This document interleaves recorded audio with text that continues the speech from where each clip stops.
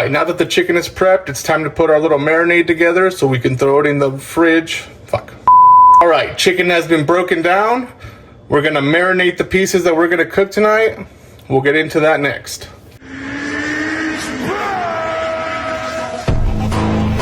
All right, if you're coming from the chicken breakdown video, this is where we left off. 2 legs, 2 breasts, 2 tenderloins, 2 wings. We're gonna marinate our chicken in a citrus oil marinade for a few hours, and then we're gonna throw it in the oven once it's marinated. So let's get that marinade put together.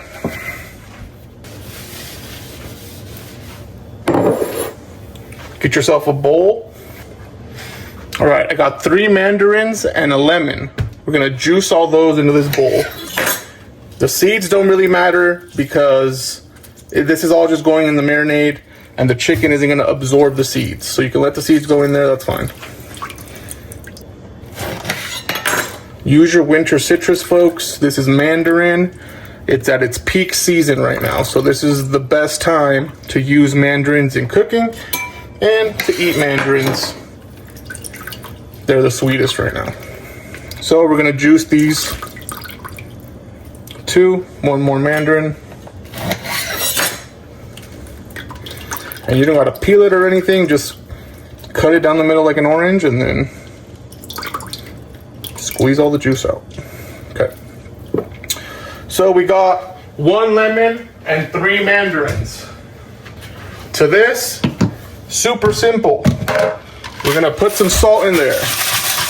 This is pink Himalayan salt. You can use regular salt, you can use Celtic salt, you can use whatever salt you want. Salt, a little bit of pepper, cracked black pepper, a little bit of chicken bouillon, concentrated chicken powder. It's banging. Besides just making stocks, you can put it in meat and it adds such a nice flavor. And secret ingredient, we're gonna throw in a little bit of adobo because citrus marinated chicken comes from Central America, where adobo is from. So it works well. Last ingredient is a little bit of oil, and I'm gonna use some avocado oil. Not too much, just a couple circles. Now to make the chicken tender while it's cooking, we're gonna use the citric acid from the fruits, and I'm also gonna throw in some jalapeno vinegar. Just the liquid, you don't need the peppers in there, just the liquid. Okay, perfect. And that's really it, super easy marinade. Just mix it up a little bit. This is what our chicken's gonna soak in for a few hours. And then once it's dinner time, I'm gonna pop it in the oven.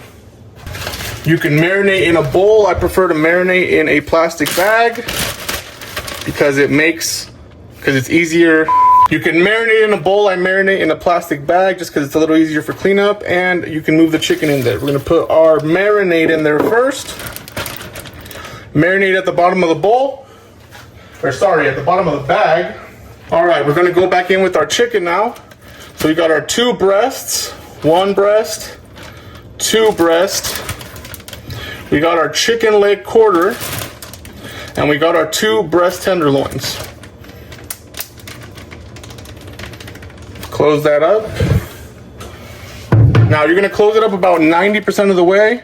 You're gonna have a little bit of space because what you're gonna do now is you're gonna take all the air out of the bag.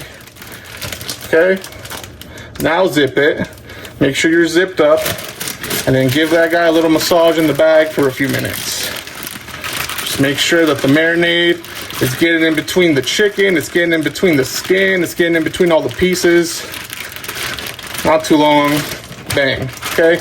Now you have marinated chicken. We're gonna throw this in the fridge for a few hours to get all mixed up with the flavors, and then later tonight for dinner, once it's ready to go, we're gonna pull it out, we're gonna dry the skin off to make sure it gets crispy, and then I'll throw it in the oven. So I'll come back when that's ready. Let me throw this in the fridge. All right, I took the chicken out of the marinade. I'm putting it on a paper towel now. We're trying to dry it out because we need the skin to be dry in order for it to get crispy in the oven. Best way to do that is to dry it out before throwing it in there. So I'm just taking every piece out, marinated for probably like 6 hours. pat it super hard, trying to get the skin as dry as possible. It's not gonna be all the way dry because obviously it was just in a wet marinade for a bunch of time, but just try and get it as dry as you can.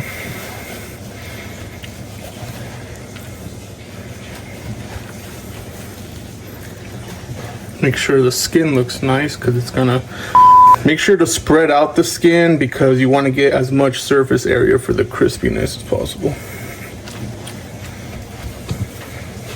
And finally, we're just gonna top it with some salt on top. This is also gonna take out some more moisture. Like I said, get it as dry as possible. All right, we got our foil. All right, we got our foil lined baking sheet here. Just gonna put the chicken on there. 1 piece, 2 piece.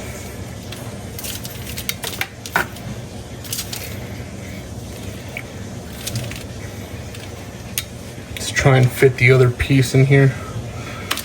We're just gonna switch this guy over here. Fuck it, we're doing it live. We'll do it live. Fuck it. Do it live. 1 piece, 2 piece, and then the last breast is gonna go in the bottom here. Bang. Okay.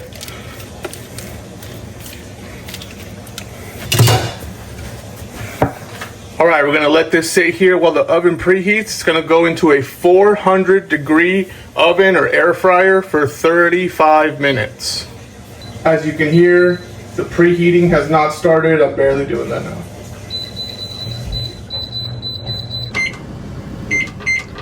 What are you microwaving? Popcorn. All right, once it's preheated, we'll throw it in there. All right, it's been resting while the oven preheats, and if you can see, it has a little bit more moisture that came out from the salt. So we're gonna repat that. Just really get it super duper duper dry. All right, 35 minutes at 400, and we'll see what. Read it to 372. 372. Why stick C-spot? C-spot. I'm already break. There you go. Christ. All right, going to the air fryer, 35 minutes at 400. The chicken just finished cooking, so I'm gonna throw together a little pasta to have with it. And about 4 garlic cloves is good, probably.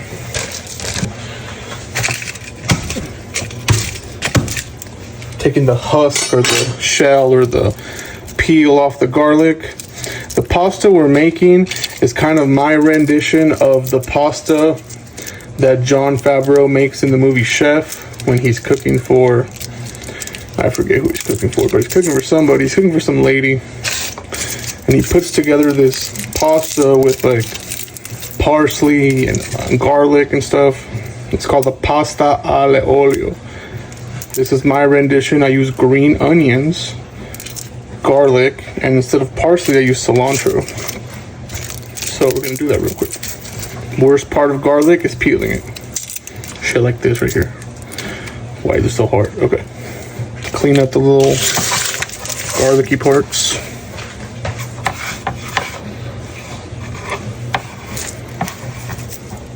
All right, give it a little quick wash.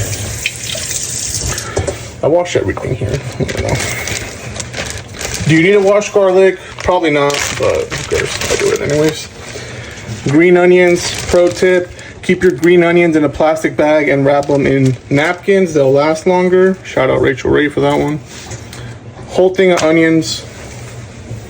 Put the other one back for later. And then cilantro. We really only need a little bit of cilantro and just the leafy part. So about a little bunch like that of cilantro. All right. Let's give this a little wash real quick. And then we gotta clean up these green onions real quick. Just take the top and the bottoms off. Take the rubber band off, obviously.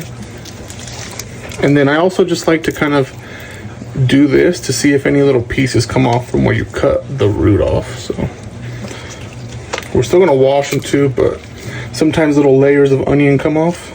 No! Layers! Onions have layers. Ogres have layers. This especially if they're older, if they've been in the fridge a little longer. All right, fine chop, rough chop, whatever you want to call it. Just give it a little chop. You want the onions to be pretty thin because when they're cooking in the oil, which is the base for the sauce, you want them to kind of just semi-fry up a little. So we're just gonna go pretty thin on the onions. Okay, garlic now. This one just kind of go for thin slices too. It doesn't have to be minced or anything. Just kind of thin slices. When you smash the garlic already, it kind of makes it into little pieces. So as you're cutting it into your slices, it'll disintegrate anyways. Okay, get the root off. I don't like that. Okay, there's our garlic, and then super rough chop on the cilantro. Maybe go twice if you want. If you really want your cilantro or your herbs kind of minced. Cool. This pasta comes together super quick, so you want to separate these two because your garlic and onion is going to go first, and then your cilantro goes in after it's done. But it cooks up really fast, so you want to kind of have your stuff prepped. I'm getting the water boiling for the pasta. We're going to use some fresh pasta instead of the dry one. Some of this fettuccine. Make sure you salt your water that you're going to throw it in. Got your little nest of noodles. You got your water boiling. Just going to throw it in there. Well, it's not boiling. It's semi-boiling. Going to put that to boil for a couple minutes. By the way the chicken is done, this is what it looks like. Crispy skin, nice cooked chicken breast, and a leg over there. Now we just need the pasta. All right, let's put this pasta together real quick. Just turned on the pan. Star of the show is some olive oil. I don't use olive oil, I use avocado oil, so it's gonna do some avocado oil. And you want a good amount because this pasta has no sauce. This is kind of the sauce. So you want enough to coat the pan at least. Probably a little more. So that's a good coat of the pan. And then just go a little bit more. Perfect. You want a decent layer like that. You want to be able to see a layer going up and down. Kind of let it get hot. All right, we're ready to add the aromatics. In goes your garlic and your green onions. You're gonna let that go for a little bit. You want the onion and the garlic to start letting its aroma out, to start getting a little crispy. Not crispy, but a little bit fried. Maybe like a minute or two. Probably like a minute or two. Turn the heat down to low so it doesn't burn the garlic and the onion. And once you start smelling the garlic and the onion cooking, you're good to put your pasta in. Make sure you didn't drain your pasta because you want a little bit of the pasta water to go into the noodles to create your sauce. So we're going straight in.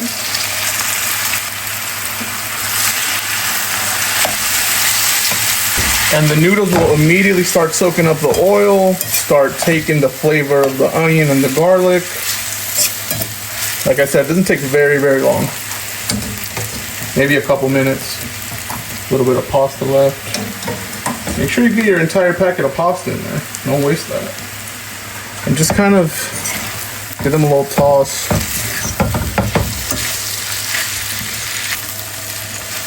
It's looking good. It's smelling fire. Next in, 1 squeezed lemon. And here's the secret ingredient, the chicken juice from the baked chicken. I'm gonna throw that in there. That's gonna make your little sauce. With the starches in the pasta and the liquid and the oil, you start getting a little makeshift sauce. And you're just gonna kind of give it a little twirl. Just let the flavors get nice and melded together. At this point, you're good to throw that cilantro in there. So we're gonna go with the cilantro. And just give it a little final stir. Or a little final mix, I guess. For any fellas watching, if you're trying to impress your lady, this is the pasta I'm putting you on right here. This is the pasta that gets the impression. This is the pasta that they ask you, oh, how'd you make that? It's this one. Let me get the recipe. Nah, it's this one. That's pretty much it. Turn off the burner. A few bitches on my line, coke. Yeah, I'm about to act a damn fool. Do a little taste test. You always want to taste your stuff before you serve it. Always do that. Never disrespect yourself. Okay. Little pasta. Sheesh. Banger. Give it a final season. A little bit of salt. And your black pepper. And that's really it for this one. Let's plate this up. So they don't look banging. That's a winner. Get your plate. And this is how you want to serve it. Start twirling, twirling, twirling, twirling, twirling. Okay. You'll let go of your little nest there. There's your little pasta nest. And we're gonna top it with our chicken breast. Bang. And that's gonna do it right there. You got your pasta, you got your chicken. Here's the real moment of truth right here. You can still hear the crispy crunch. There's your chicken. No dryness here, fellas. Woo! Sheesh. That's a winner.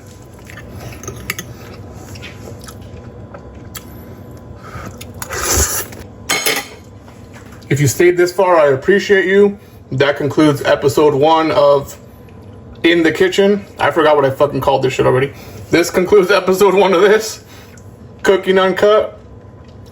We'll be back with more soon. Peace.